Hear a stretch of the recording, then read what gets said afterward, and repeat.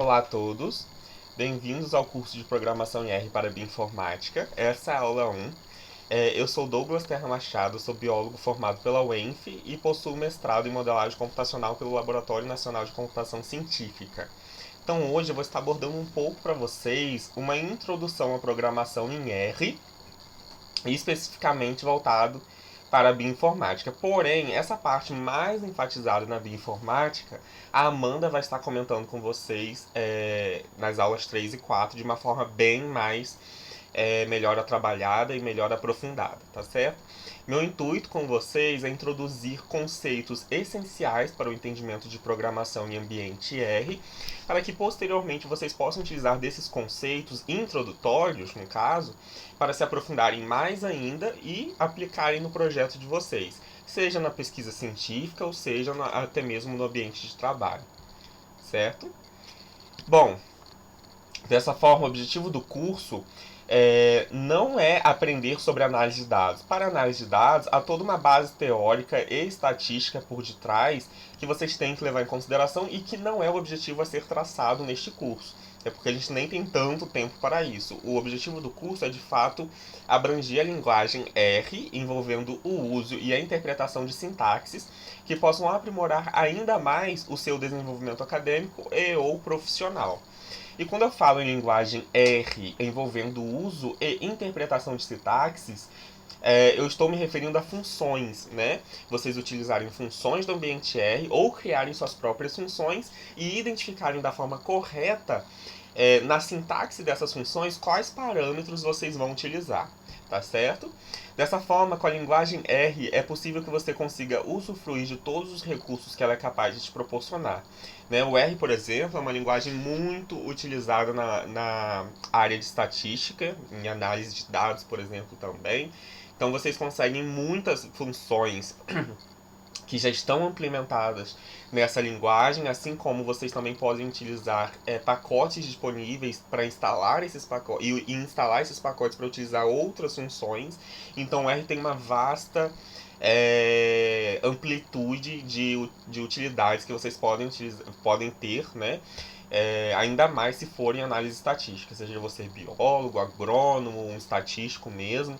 Vocês têm uma infinidade de opções que podem ser aplicadas na análise de dados, porém, levando em consideração em si, né, toda a fundamentação teórica e estatística que é necessária para ter, em virtude de terem premissas para se utilizar testes estatísticos, enfim.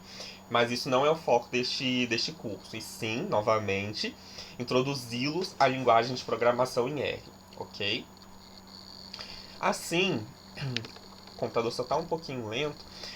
Para esta aula, nós vamos falar um pouco sobre os ambientes R e RStudio, operações matemáticas básicas, instalação e utilização de pacotes, sendo esses pacotes pacotes que têm funções extras que não vêm no R, porque o R, quando você instala ele, já vem alguns pacotes de base.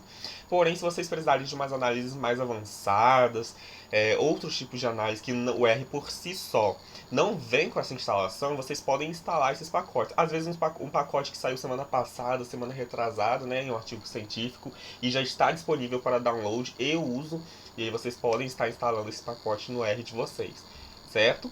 Vou introduzir um pouco sobre as estruturas de dados envolvendo vetores, matrizes, fatores e listas. Tipos de classe no R, isso aqui é fundamental, a gente vai ver o porquê. Indexação de vetores, de matrizes, criação de funções, que também é muito importante, e uma breve introdução ao pacote tidyverse, certo?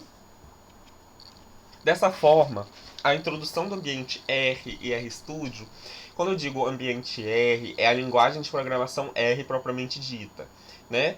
Já o RStudio é uma IDE do ambiente R. É como se fosse uma interface gráfica onde você consegue visualizar todo o seu script, todo o seu código, né, script, para mexer nele, facilita de visualizar ele como um todo, para entender ele como um todo, ainda mais mexer nele como um todo também. Vocês também conseguem visualizar o que está sendo salvo de variáveis, de objetos no ambiente R, e também é possível a visualização de gráficos, né? Então, o RStudio ele traz essa facilidade para a comunidade acadêmica e científica que trabalha em linguagem de programação R, certo? Quando vocês instalam o R, propriamente dito, né, que antes de instalar o RStudio vocês têm que ter o R no computador de vocês, quando vocês fazem essa instalação, o R no Ubuntu, por exemplo, ele tem essa interface, né, no terminal. Aqui no caso, o meu R é a versão 4.0.4 de 2021. É interessante ressaltar que o R é um software livre, sem garantia, e por ser livre, ele é gratuito, né? Qualquer pessoa, em qualquer lugar, pode fazer download e utilizar o R.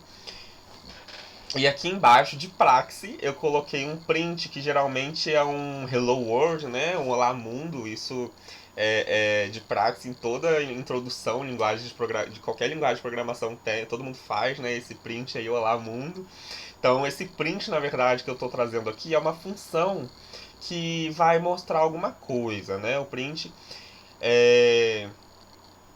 Nessas funções do R, por exemplo, o print, você tem aqui a chamada da função, que é o print propriamente dito, aí você abre o parênteses, coloca o que é necessário para ser o parâmetro dessa função e fecha o parênteses para informar o R que você está concluindo aquela função.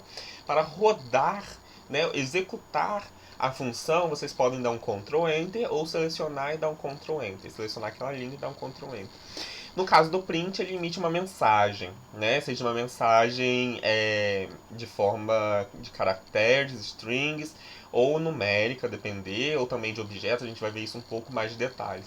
Neste exemplo, eu escrevi aqui, bem-vindos ao curso de R para Bioinformática, e é interessante ressaltar que esta mensagem, dentro da função de print, está sendo com aspas duplas, né? O que isso significa? Que toda vez que eu coloco aspas duplas e uma mensagem dentro, mesmo se for número dentro dessas aspas duplas, o R vai entender que isso é um caractere, que isso é uma variável do tipo string, ou seja, é uma palavra, são caracteres, e aí ele emite essa mensagem, no caso aqui está emitindo aqui embaixo, certo?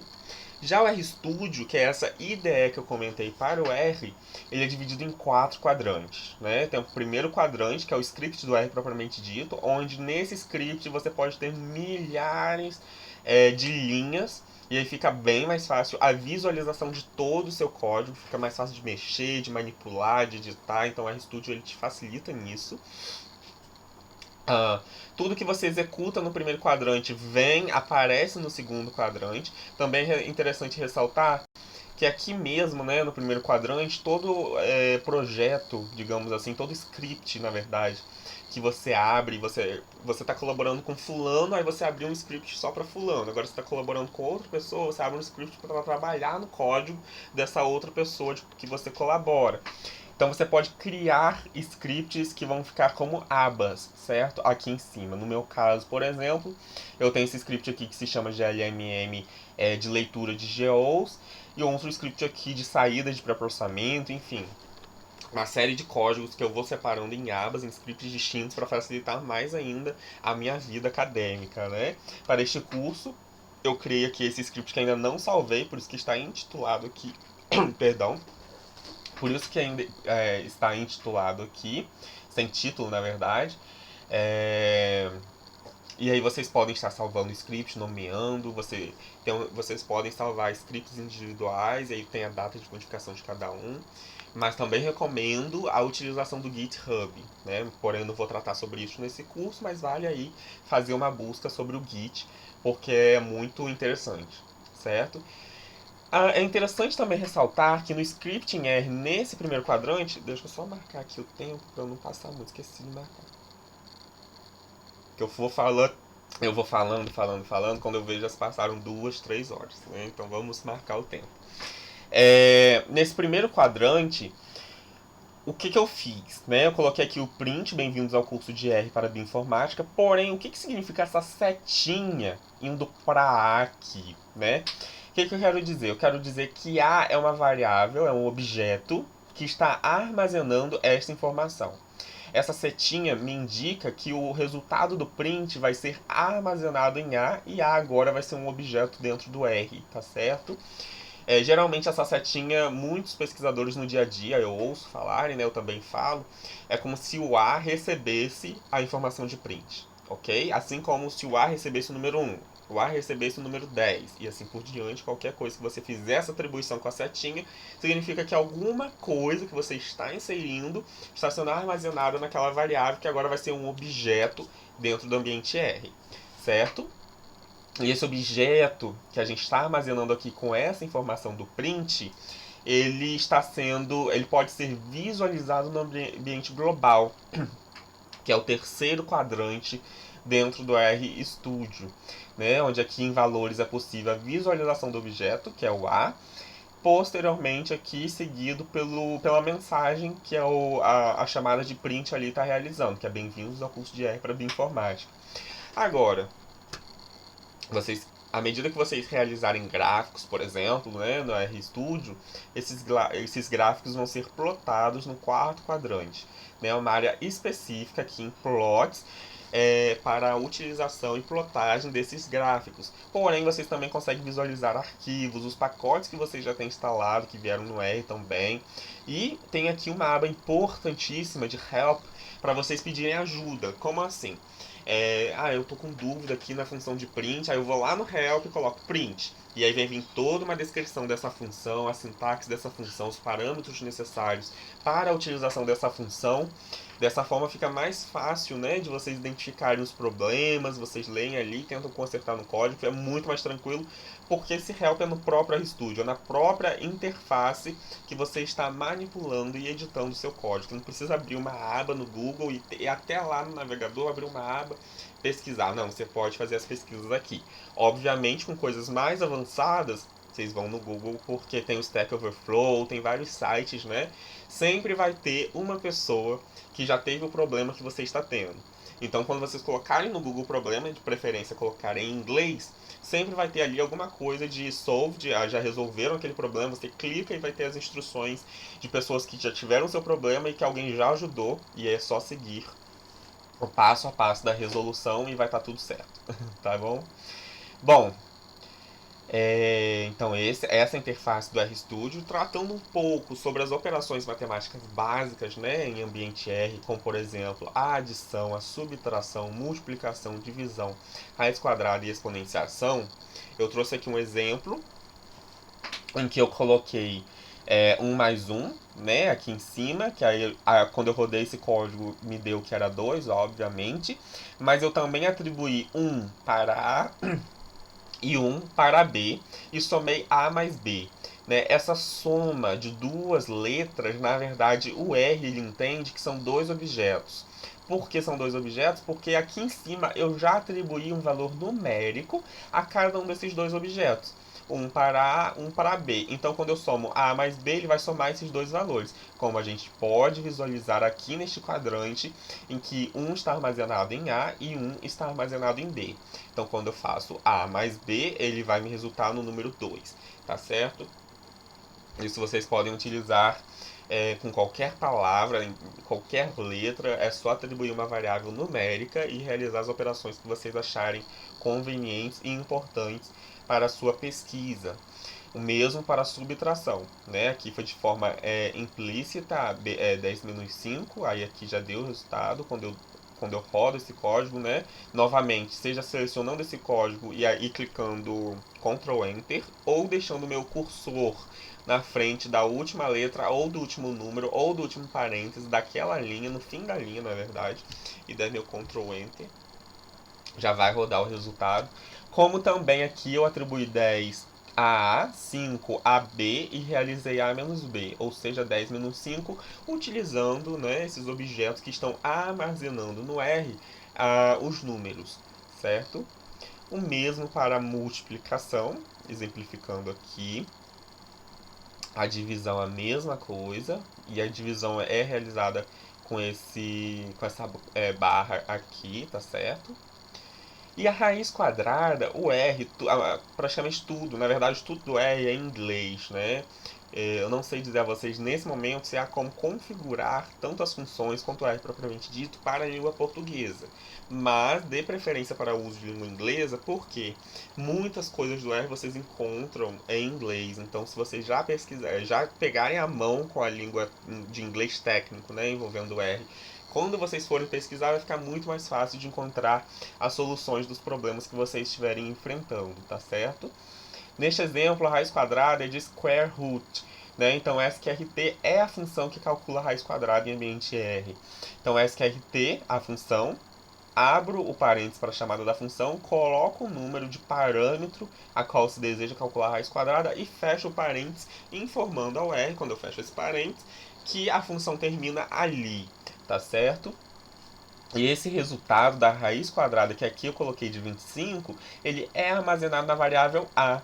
Então, quando eu chamo essa variável A, o número 5, ele vai ser impresso na tela de console, tá certo?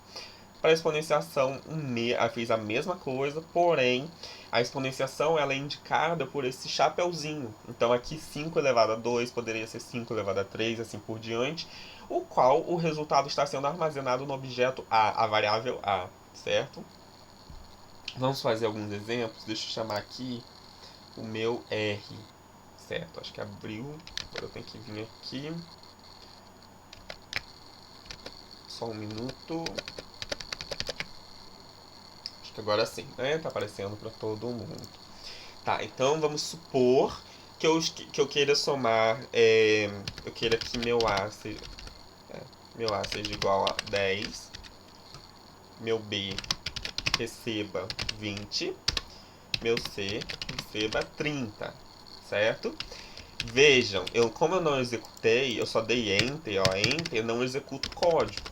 Para eu executar o código, ou eu seleciono e dou Ctrl Enter, e aí ele vai aparecer aqui no console e vai aparecer aqui no ambiente, está carregando. Então o A vai estar recebendo o valor numérico igual a 10, aqui, como vocês podem ver. Como eu também, em vez de selecionar tudo e dar Ctrl Enter, eu posso deixar meu cursor, né?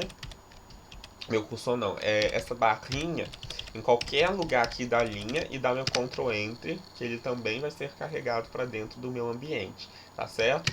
Então carreguei A, B e C, eu quero somar A mais B mais C, então vamos rodar, e aí ele me deu ali igual a 60, porém agora eu quero A mais B dividido por C.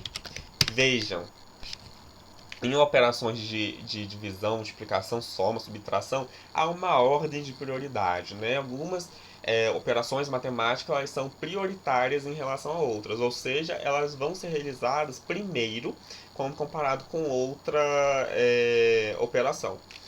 Então, nesse caso aqui, a divisão ela é realizada antes da soma, ou seja, primeiro o R calcula B dividido por C e depois ele soma com A. Porém, vamos supor que eu queira fazer a soma primeiro. Então, se eu estou fazendo uma média aritmética, por exemplo, eu tenho que ter muito cuidado nisso. Porque em vez de eu somar os elementos e dividir pelo total, sem colocar o parênteses, vai me dar uma média errada. Né? Agora, se eu somo os elementos e divido pelo total, colocando parênteses no numerador, aí a soma vai ser da forma correta, a média vai ser da forma correta consequentemente. Certo? Então eu quero fazer a soma primeiro, então A mais B dividido por C. Vejam que o resultado já é diferente, ok? Por quê? Porque primeiro ele fez a soma de A mais B, que no caso aqui vai ser igual a 30, e quando ele divide por C, que é igual a 30, resulta em 1, tá certo? Mesma lógica para a soma, para a média aritmética. No entanto, para a média, há uma função específica que calcula isso, que se chama min, né? Do inglês. Então, a função de média é essa, min. E é importante ressaltar que se eu coloco aqui, eu quero fazer a média dos caras, das variáveis, dos objetos A, B e C. Se eu coloco dessa forma, não vai me dar uma média correta. Ele vai me retornar o primeiro valor referente ao primeiro objeto que eu estou colocando nesta função. Que no caso aqui ele vai me retornar 10. Só que ele está um pouquinho lento. Então por isso que ele está demorando. Uma vez que ele vai me retornar o primeiro valor, ele não calculou a média de A, B e C. Né? Olha que estranho. Porque deveria ser... Aí, retornou 10. Porque deveria ser 60 dividido por 3. Né? Mas ele me retornou 10. Então não está correta essa média. Como que eu faço o R entender que aqueles três objetos, A, B e C, são um só, e que ele pegue cada um e realize a média aritmética em cima deles, né? Então a gente precisa usar uma estrutura em R, uma função de concatenação. Esse concatenamento em R é pela letra C, que vai fazer com que o R entenda que A, B e C são caras distintos, mas que juntos tem que ser realizada uma mesma operação sobre eles. Então, por exemplo, se eu colocar aqui em cima título de exemplificação para vocês, isso é muito importante. Ó, vejam bem, eu coloquei C e coloquei A, B e C dentro dessa concatenação. Esse C aqui não é o C daqui de cima, esse C aqui é uma função, porque eu estou abrindo parênteses aqui e fechando parênteses ali, ok? Então, quando eu rodo essa concatenação de A, B e C para ele entender que é um cara só, ele me retorna, né, no print 10, 20 e 30, porque ele pegou todos de uma vez. Então eu tenho que colocar o C com todos de uma vez dentro do C e aí sim colocar essa concatenação dentro do parâmetro de média, né? Como se fosse mesmo parâmetro de média para calcular assim a média dos meus valores. E aí calculou. 60 dividido por 3, 20 e a média retornada é igual a 20. Diferente de antes que a média foi igual a 10, né? Justamente porque estava errado. Tudo bem? Então vamos voltar. Bom, uma vez que foram introduzidas essas operações matemáticas mais básicas, vocês podem utilizar elas, né? É, no trabalho de vocês, enfim. Isso aqui, gente, isso é para a vida toda. Isso aí vocês vão precisar mesmo, né? No entanto, há algumas funções que o R não traz quando você instala ele. Já não, são funções que não vêm no R. Podem ser funções mais complexas, algumas funções envolvendo paralelismo que o R não traz, né, em específico, às vezes envolvendo modelos de regressão, e você quer paralelizar esses modelos, ou seja, distribuir mais esses modelos de forma que otimize o tempo de execução, enfim. Então é necessário, se vocês encontrarem na literatura científica a disponibilização de pacotes, vocês podem estar fazendo download desses pacotes no próprio R e chamando esses pacotes para utilizá-los. A função de instalação de pacotes no ambiente R é essa daqui, install packages. No caso aqui eu estou instalando o pacote ggplot2. Vejam bem, eu coloquei ggplot2 em aspas dupla, mas não significa que eu esteja querendo imprimir alguma coisa, imprimir a palavra ggplot2. Não, a função não é print, a função é install packages, e ggplot2 está em aspa dupla para indicar que esse nome é um caractere, não é um objeto do R, é um caractere. E quando eu indico que esse nome é um caractere, essa função installPackages vai até uma base de dados, busca ggplot2 nessa base de dados e realiza o download desse pacote para que posteriormente eu possa utilizá-lo na minha pesquisa científica, né? Dessa forma, quando eu estou executando essa função e instalando um pacote, vai aparecer aqui um botão de stop, né, para vocês, indicando que o pacote ainda não foi concluída a instalação e que se vocês talvez se arrependerem de estar instalando aquele pacote, vocês podem vir aqui nesse stop e clicar nele que vai cessar a instalação, tá certo? É importante ressaltar também que se vocês executarem qualquer código enquanto está instalando o pacote, esse código não vai ser utilizado, né? Não vai ser naquele momento em específico que está instalando o pacote, esse código não vai ser executado. Porque o R ele vai fazer uma etapa de cada vez. Primeiro ele vai instalar o pacote, depois ele vai executar as linhas do seu código que você for escrevendo e executando à medida que o pacote for instalado. Então o que eu recomendo? Se vocês tiverem que executar algum código, né? Vocês têm em mente algum código que vocês têm que construir para executar, mas que vocês têm que instalar pacotes talvez mais pesados, que levem tempo, vocês podem deixar o pacote instalando e aí aqui embaixo vocês já vão adiantando o código de vocês. Quando o pacote estiver instalado, aí sim vocês já executam, né, o código que vocês escreveram, tá certo? Então vão aparecer algumas mensagens em relação à instalação do pacote, por exemplo, o ggplot2 ele está sendo instalado aqui nesse diretório da minha home, tá vindo por essa URL e aqui já está o quanto já foi baixado em relação a etapas desse pacote, né? Quando a instalação for concluída, aparece a mensagem de dono e onde que esses pacotes, ou na verdade, de onde que esses recursos que esse pacote tem estão depositados, né? Estão baixados. Aí ele informa o diretório, tá certo?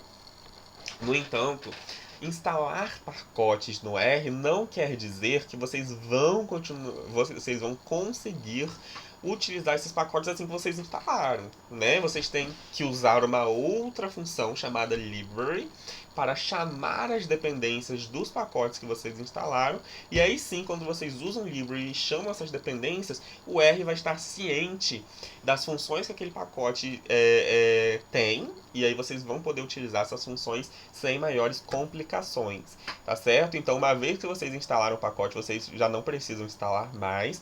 Porém, toda vez que vocês abrirem o R e forem utilizar alguma função de algum pacote em específico que vocês instalaram, vocês têm que executar o library referente àquele pacote, ok? Acho que isso ficou claro, né? É interessante ressaltar ainda que o library aqui não está com ggplot2 entre aspas. Isso significa que ggplot2 agora é um objeto tipo pacote que está dentro do R e que eu preciso chamar, né, as dependências desse pacote para utilizar assim as suas funções, tá certo? Essa função library, ela não vai retornar nada aqui, nenhuma mensagem, na maioria dos casos não retorna nada, porque só chamou as funções para serem utilizadas por nós, tá certo? Então, introduzindo um pouco a vocês sobre vetores, matrizes, fatores e listas, que são também estruturas de dados os quais vocês podem estar manipulando, seja com funções de pacotes, como a gente vai falar lá na frente, o tidyverse de uma forma bem resumida, né? Seja utilizando as operações matemáticas básicas que a gente já viu, por exemplo, né? Então, os vetores, um vetor é um tipo mais simples de estrutura de dados em R, né? Ele é uma sequência de dados do mesmo tipo, então um vetor do tipo numérico vão ter apenas componentes numéricos, vetor do caractere vão ter apenas componentes de caractere nele, né? E os membros de um vetor são chamados de componentes. O número de membros de um vetor é dado pela função length, que vai ver a quantidade de componentes que está nesse vetor, tá certo? Se eu tenho um vetor de 3 números, esse length vai me retornar 3. Se eu tenho um vetor de 10 números, esse length vai me retornar 10. Isso é interessante porque muitas vezes, né, por exemplo, eu no meu dia a dia, em pesquisas envolvendo a bioinformática, eu quero comparar o tamanho de um vetor com o tamanho de outro vetor para ver se eu não perdi nenhuma informação. Vamos supor que eu esteja realizando qualquer tipo de transformação no meu dado, utilizando algum artifício matemático para realizar algum tipo de transformação, e eu quero ver se não houve nenhuma perda em virtude disso. Ou eu quero ver também se durante alguma etapa de pré-processamento, né, por exemplo, em matrizes de transcriptoma em RNA-seq, quantos genes entraram nessas matrizes e foram processados, quantos genes saíram na matriz de saída, indicando que a subtração, né, de uma matriz total com essa matriz, quantos genes foram perdidos. Então eu posso realizar essa função length na matriz inicial, length na matriz final, e subtrair a matriz inicial pela matriz final e identificar, né, identificar não, e saber quantos genes foram perdidos, né, foram excluídos durante a etapa de pré-processamento, por exemplo, tá certo? Então aqui é um exemplo de como esses vetores podem ser representados em ambiente R, a gente já viu ali atrás, só que eu não disse que o nome era um vetor, eu acho. Então, ressaltando novamente aqui, o C de concatenação está indicando os números 1, 2, 3, 4 como parâmetros dessa concatenação, está unificando eles para ser um objeto só. Então, e esse carinha aqui é um vetor do tipo numérico, já que embaixo, Ana, João, Maria e Douglas é um vetor caractere, né? Então, quando a gente roda, executa, né? Essa linha 2 vai me retornar os valores 1, 2, 3, 4. E quando a gente executa essa linha 3 vai me retornar os nomes, ok? Agora, eu posso armazenar esses números em um vetor que se chama números, e eu posso armazenar também esses nomes em um vetor que se chama nomes. E aí, quando eu armazeno e crio esses dois objetos, um vetor numérico e um vetor caractere, eu consigo visualizá-los aqui no meu ambiente, indicando que ok, tá tudo certo, eles foram armazenados no ambiente R. Eu posso utilizá-los posteriormente no meu código, por exemplo, lá na linha 2000, eu preciso chamar aqueles nomes ali. Aí eu vou lá e chamo os nomes porque eles já estão armazenados dentro de objeto nomes, tá? Assim como a gente também pode utilizar uma função chamada class, que vai nos dizer, né, qual é o tipo de classe daquele vetor. Então, por exemplo, class no objeto números é um vetor numérico, class no objeto nomes é um vetor de caracteres, certo? E isso é importante porque algumas vezes quando a gente carrega os nossos dados no R e a gente tem matrizes, né, com diferentes colunas, é, pode acontecer de uma coluna que tem apenas caracteres e o R entender que aquela coluna é numérica, né, por algum motivo. Assim como também colunas numéricas, o R pode entender que aquilo é coluna do tipo caractere. E aí é um problema, porque se vocês executarem qualquer operações em colunas que na verdade são numéricas, mas que o R tratam como caracteres, o R não vai executar essas funções, né? E aí vocês vão ficar quebrando a cabeça um tempo até identificar que na verdade o R leu aquela coluna da forma errada. Então esse class auxilia na identificação do tipo de classe daquelas colunas, né, nos data frames, nas matrizes, assim como se for se tiver uma classe errada, se o R nos informar que a class de nomes é do tipo numérico em vez de ser caractere, vocês podem utilizar uma outra função chamada de as.numeric, ou no caso aqui as.character, para transformar esses nomes em caracteres. Vocês forçam o R a entender que na verdade esse vetor é caractere, ou que esse vetor de cima de números é do tipo numérico, então tem como forçar, né, o R a entender isso.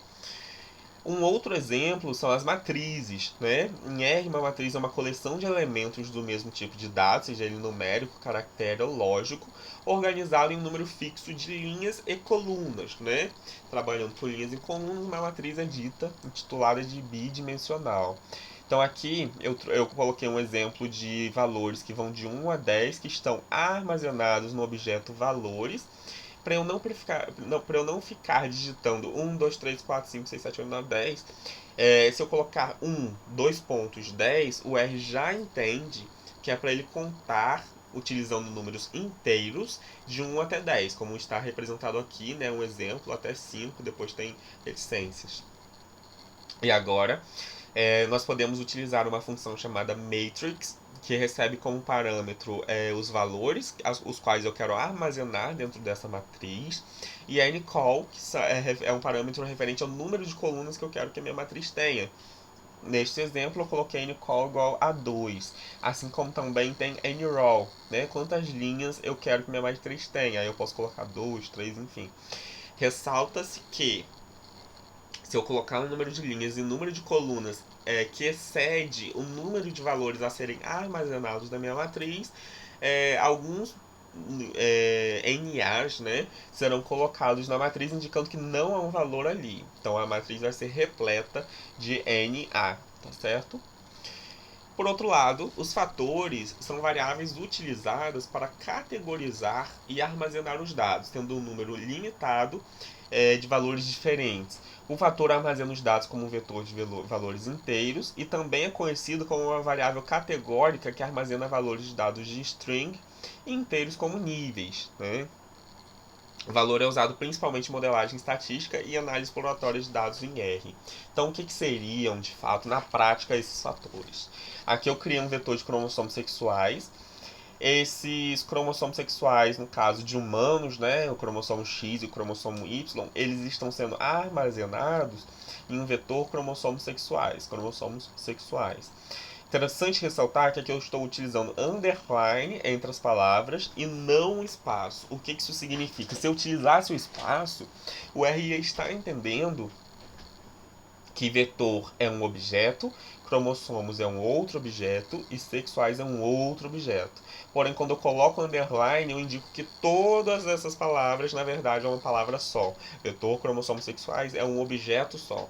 E esse objeto vai estar armazenando um vetor do tipo caractere, que contém x e y, certo? Vamos converter agora o vetor cromossomos sexuais, que é o objeto que acabamos de criar, em um fator. Né? Então, eu coloquei aqui um fator exemplo que recebe como um fator, utilizando a função factor, o vetor cromossomos sexuais. Quando eu dou print nesse fator exemplo, ele me mostra quem está ali sendo armazenado, que é x e y, e quais os levels. Os levels, na verdade, aqui vão ser as variáveis que estão sendo armazenadas naquele fator, porém sem as duplicadas, tá certo? Então vamos ver um exemplo mais direto. Criei aqui um vetor nomes que está armazenando Douglas, Amanda, Pedro, Douglas, João e Paula. Então Douglas é o nome que aparece duas vezes nesse vetor nomes. E eu quero converter esse vetor nomes em um fator. Então fator exemplo recebe factor vetor nomes. Quando eu printo, né, vejo o que está sendo armazenado nesse fator exemplo, aparece ali Douglas, Amanda, Pedro, Douglas, João, Paula. Agora a gente pode utilizar uma outra função chamada de summary para resumir quantas vezes essas variáveis dentro de fator exemplo estão aparecendo. E aí, Amanda aparece uma vez, Douglas duas vezes, João uma vez, Paulo uma vez, Pedro uma vez. Reparem que antes, quando eu só utilizava o fator exemplo, a gente via que os levels, eles apresentavam os nomes sem as duplicatas, mas a gente não sabia quantas vezes cada nome aparecia. Já a função summary auxilia na identificação de quantas vezes um nome aparece. Então, por exemplo, se eu tenho uma coluna, né, eu estou trabalhando com genética, biologia molecular, isolamento e sequenciamento de material genético, e aí eu faço o mapeamento, a anotação dessas sequências, identifico quantos genes, enfim. Eu quero quantificar, vamos supor que eu estou trabalhando, sei lá, com metagenômica, tem vários organismos ali, e eu unifiquei todos os organismos, eu quero quantificar quantas vezes um determinado gene, vamos supor, esteja aparecendo de uma determinada coluna, né, de nossa matriz. Então nós podemos fazer summary, e a gente especifica aqui o objeto que está sendo armazenado na matriz e a coluna, e aí vai nos retornar quantas vezes cada gene está sendo cada gene está presente naquela matriz, naquela coluna, tá certo? Quando eu falo naquela matriz, naquela coluna, eu me refiro a uma única coluna com várias linhas, sendo cada linha um gene, ok? Já as listas, elas são muito interessantes, né? A lista é um vetor genérico contendo outros objetos. Então, vetores, matrizes, fatores são estruturas de dados que podem ser armazenados dentro de uma lista. Então, uma lista você pode ter várias outras estruturas internas, né? Internas dela. Então, aqui eu trouxe um exemplo. Nós vamos criar uma lista contendo caracteres e números. Então, lista está recebendo list, que é a função que atribui a uma lista, em que red e green são duas cores que vão ser, como está sendo indicado ali, né? Perdão. Como está sendo indicado aqui a concatenação dessas duas variáveis caracteres, as duas constituem um único vetor. A vírgula 21, 32 e 11 também como uma concatenação, indicando que esses carinhas, né, esses três números, também são um único vetor. Então essa lista ela tem um vetor caractere e ela também tem um vetor do tipo numérico. Quando eu realizo o print dessa lista para indicar o que está sendo armazenado dentro dela, ela nos retorna aqui na posição 1 da lista, red green, e na posição 2 da lista, 21, 32 e 11. Tá certo? Vamos supor que dentro dessa lista eu queira renomear 1 e 2, que é a posição desses objetos dentro da lista, eu quero renomear para outros nomes. Por exemplo, eu quero colocar uma string, né, uma palavra ali. Então nós vamos, para isso, utilizar a função names, e aí a gente recebe, essa função names recebe como parâmetro a lista, que vai receber a concatenação de cor e idade. quando a gente visualiza como que está essa estrutura de dados agora, né, esse objeto que recebeu cor e idade, a gente vê que foi renomeado. Cor agora possui as duas cores ali, está renomeado certinho, e agora aqueles valores numéricos possuem também o nome certinho em vez de ser um número, ok? Então, ressaltando novamente sobre os tipos de classes no R, existe o tipo lógico, que envolve true e false. Então, vocês podem estar trabalhando também em vários momentos, na verdade, durante meu mestrado, durante a minha graduação, eu trabalhei com true e false, então são valores do tipo lógico. Vocês querem confirmar se um número é igual a um outro, né? Em vários números em duas colunas, vocês querem ver se realmente aqueles números são iguais, vamos supor. E aí vocês podem utilizar essa classe aqui.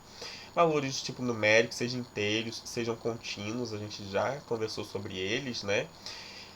Integer, que é quando vocês utilizam a função class, se retornar o integer, significa que vocês têm tanto valores numéricos quanto caracteres para uma mesma variável.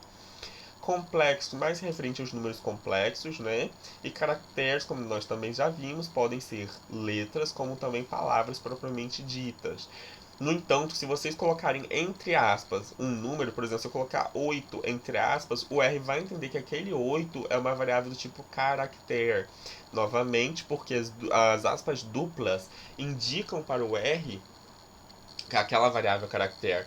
Se eu não coloco a aspa dupla e coloco um número, é numérico. Agora, se eu não coloco aspa dupla, não coloco um número, não coloco nada que está aqui e coloco uma palavra qualquer, por exemplo, abelha, o R vai tentar achar essa abelha dentro do environment, dentro do ambiente, que aí seria um objeto armazenado ali dentro. Se ele não achar, ele vai retornar uma mensagem de erro informando que esse objeto não foi encontrado, tá certo?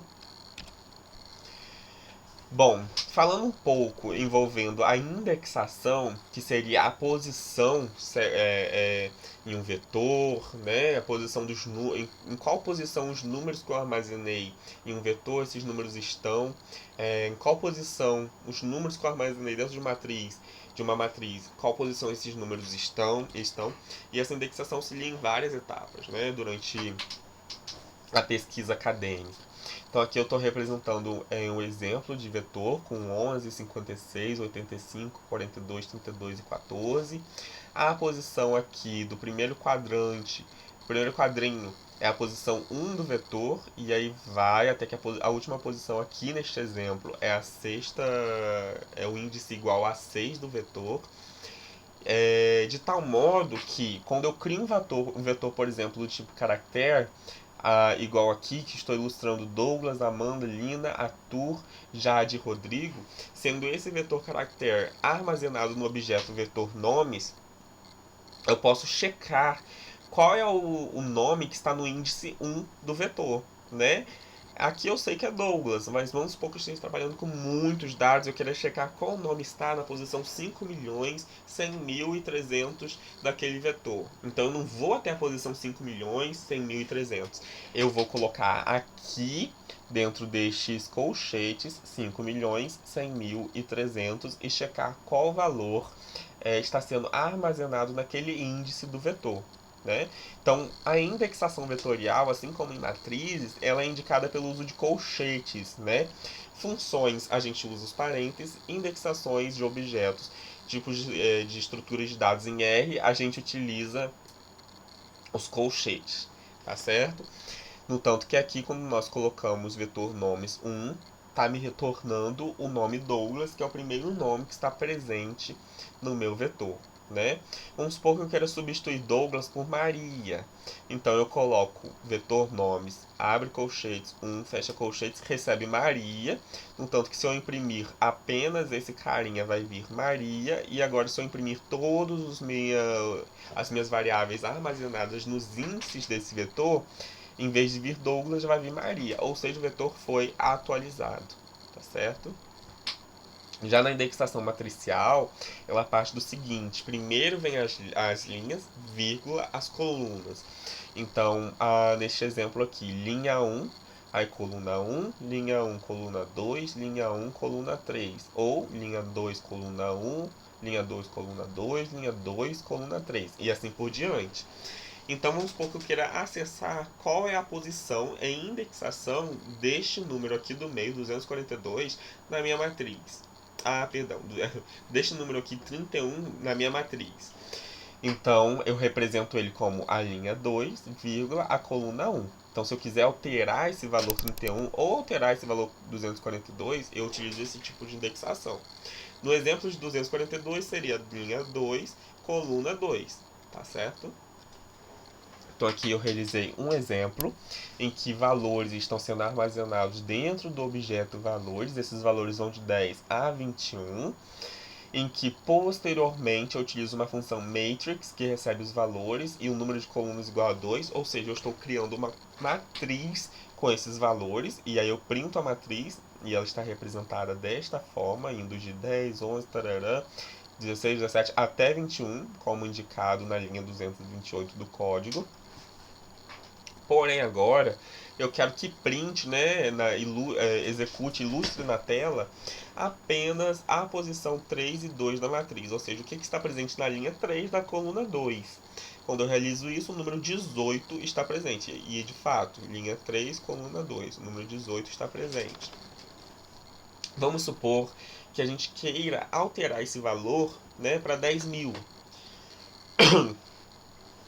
Ao realizar essa alteração, na verdade, para realizar essa alteração, também não é difícil, né? A gente utiliza ali o objeto que nós criamos, matriz, na indexação de linha 3, coluna 2, recebendo o número 10.000. Então, ele vai sobrepor o 18 que está lá presente. Então, quando a gente printa toda a nossa matriz, vai vir ela, e em vez de ter 18 na linha 3, coluna 2, vai ter o número de 10.000.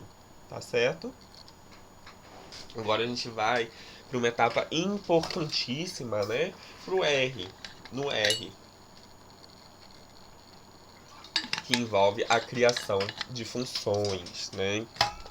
Vamos supor que vocês estejam trabalhando, desenvolvendo um pipeline.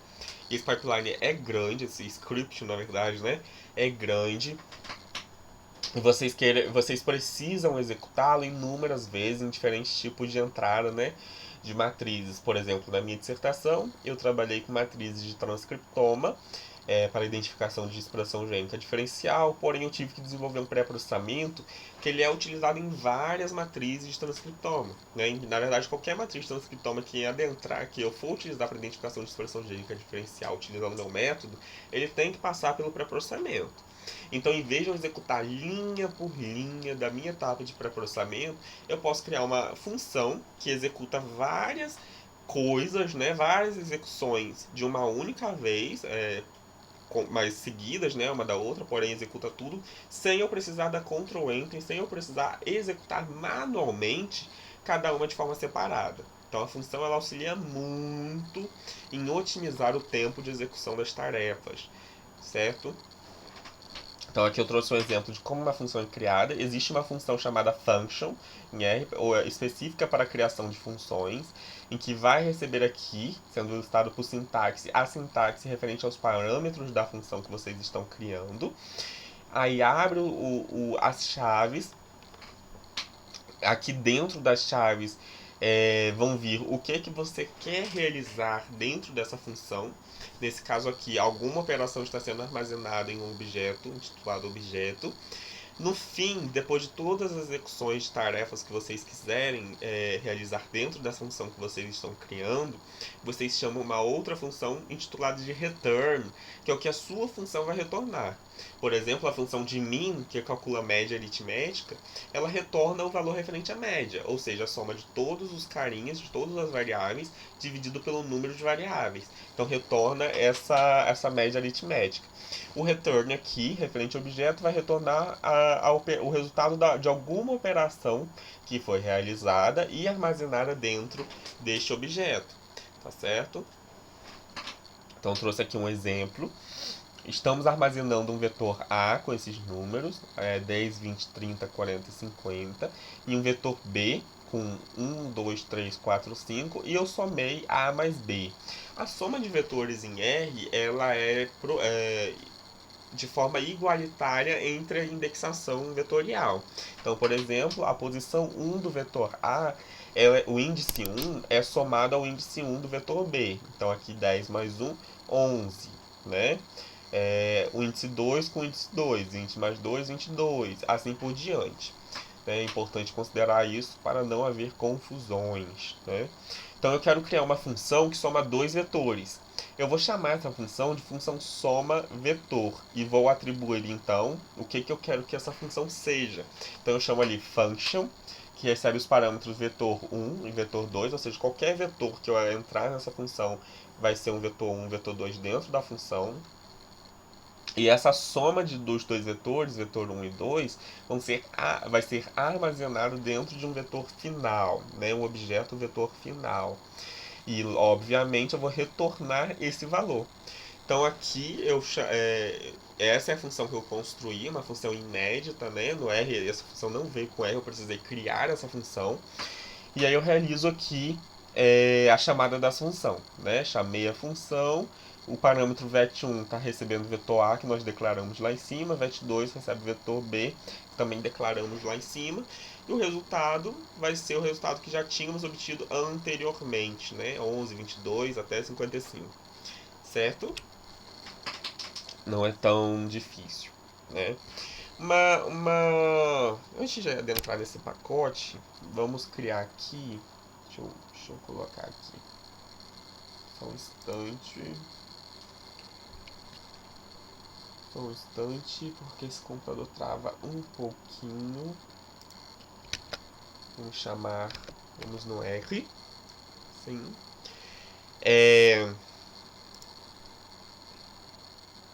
Certo?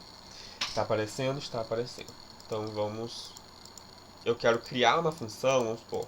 Quero criar uma função que ela receba dois vetores e realize a divisão desses vetores, né? Então vamos lá, essa função vai ser chamada de função divisão vetor e ela vai receber aqui, então para isso, né? Eu tenho que usar a função function para criar funções em R, que vai receber vet1, vet2, abra chaves e aqui dentro eu vou colocar o que eu quero que essa função realize. Então o resultado vai ser igual, o que eu falei foi a vet1, vamos fazer a subtração, menos vet2. E aí eu coloco a função return para retornar esse resultado da minha função, tá certo? Então eu rodo essa função, ela vai ser armazenada aqui em functions, dentro do ambiente, ou seja, é uma função que nós criamos. E aí eu preciso declarar agora vet1, vou declarar aqui um vetor A. Na verdade, vou fazer assim, vetor A vai ser igual a 10, 40, 80, certo? Vetor B vai ser igual a 100, 25, 10, certo? Então declarei vetor A e vetor B. Vou aplicar essa função aqui sobre os dois vetores, né? Essa função que eu acabei de criar. Então vamos lá, função. Aí eu posso escrever func dando tab, que ele vai mostrar o que se tem ali, né? Então vem aqui função divisão vetor, que é a função que criamos, que tem o parâmetro vet1, que nós criamos também, definimos que seria vet1 um parâmetro, que vai receber vetor A, vírgula, aí eu posso escrever tanto aqui na frente quanto dar um enter, tá? vet2, que vai ser o meu vetor B. E vou executar essa função. Então essa função ela vai subtrair 10 de 100, 40 de 25 e 80 de 10. Então ali, menos 90, 15 e 70 de forma respectiva. Então em vez de eu ficar subtraindo manualmente, eu criei uma função que vai otimizar meu tempo e realizar isso de uma forma bem mais direta. Né? Até porque aqui os vetores eles têm três componentes. Vamos supor que seja um vetor com 10.000. Eu vou ficar subtraindo os 10.000 manualmente? Não, eu posso utilizar essa função aqui e realizar isso de forma automática. Né? Então, por exemplo, seria como, por exemplo, também colocar aqui 10.000, né? De 1 a 10.000. Agora eu vou colocar aqui de 100, Vai dar 0. Ó, vetor A, vetor B. Se eu subtrair tudo, vai dar 0 em tudo, né? Como a gente pode ver aqui, 0 em tudo, a função foi executada da forma correta. Porém, aqui vale ressaltar que o R, para ele não nos mostrar todos os 10.000 valores, ele chega até um limite e depois fala, foram omitidas 9.000 entradas, né? 9.000 linhas. Então a gente pode observar esses valores, por exemplo, dentro de um objeto. Caso ali está sendo o exemplo. Lembrem, a gente pode pedir... Deixa eu só ver uma coisa, acho que a gente vai ter que pedir... na verdade, transformar esse exemplo como um fator, factor, exemplo, e aí sim realizar o summary de fact, certo? Tá um pouquinho lento, mas é porque pesa um pouco, né? O OBS para gravar a tela pesa um pouco. Enfim, enquanto ele roda, enquanto ele pensa, este é um exemplo de criação de funções. Espero que esteja claro, né, como que nós pretendemos criar funções dentro do ambiente R, porque criar funções é muito fundamental para otimizar ainda mais a pesquisa, né, de vocês.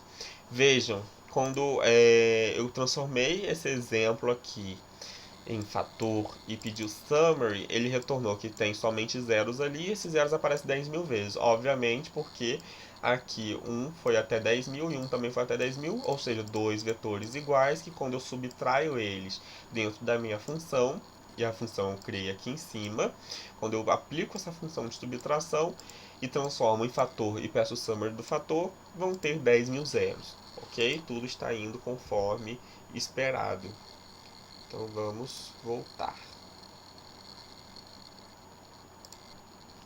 Ok. Bom, vou fazer uma breve introdução ao pacote Tidyverse. É um pacote importantíssimo em análise de dados, né? Tanto para bioinformática quanto para as outras áreas. Eu utilizo muitos pacotes do Tidyverse. Então, o pacote Tidyverse na verdade, possui vários subpacotes. Então, vocês podem encontrar esses pacotes no site tidyverse.org. Eles são projetados para análise em ciências de dados, né? Então eles trazem muitas funções que vão te auxiliar muito em manipulação de dados, em construção de gráficos, em manipulação de strings, enfim. Eu, particularmente, eu utilizo muito o ggplot2, tá? Praticamente no meu dia a dia, todos os dias, eu utilizo o ggplot2 para a construção de gráficos. O dplyr para a manipulação de dados, o tidyr para organizar os dados e o stringer para a manipulação de strings, né, de palavras, caracteres. Então esses 4 pacotes eu utilizo muito, porém eu particularmente utilizo muito esses 4. Vocês talvez utilizem outros, né, possam utilizar outros que o Tidyverse oferece, então vale a pena ir até o site e vasculhar todos os pacotes, conhecer todos os pacotes que ele oferece, porque é uma vasta contribuição, né? Muita coisa que pode ser utilizada na pesquisa de vocês, tá certo?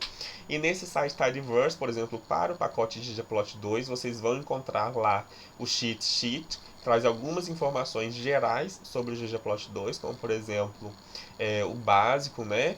Para mexer nesse pacote, o que esse pacote tem de parâmetros em sua sintaxe, que ele faz de gráficos, né, as primitivas em relação aos gráficos, as linhas, se ele plota uma linha em duas coordenadas, A, B, ou se é uma linha horizontal, uma linha vertical, tudo vocês encontram lá, né? Aqui ainda mais, ó. Então é bem completo as informações que contém neste pacote. Dessa forma, encerra-se aqui a aula 1 com vocês, né? Agradeço a atenção, espero que tenha ficado claro, né, a importância da linguagem R, como utilizar o RStudio para armazenar o script de vocês, auxiliar em editar o script de vocês, o que são objetos no R, como armazenar esses objetos, como criar funções, quaisquer dúvidas, né, Não existe dúvida boba, né? Então podem perguntar coisas que vocês acham que é muito simples, perguntem a si mesmo. Eu estou disponível no e-mail, então meu e-mail é esse aqui, dougterra@gmail.com. Também tem o e-mail do LNCC, mas eu preferi deixar o Gmail mesmo. Então quaisquer dúvidas podem estar me encaminhando, tá certo? Então nos vemos na aula 2.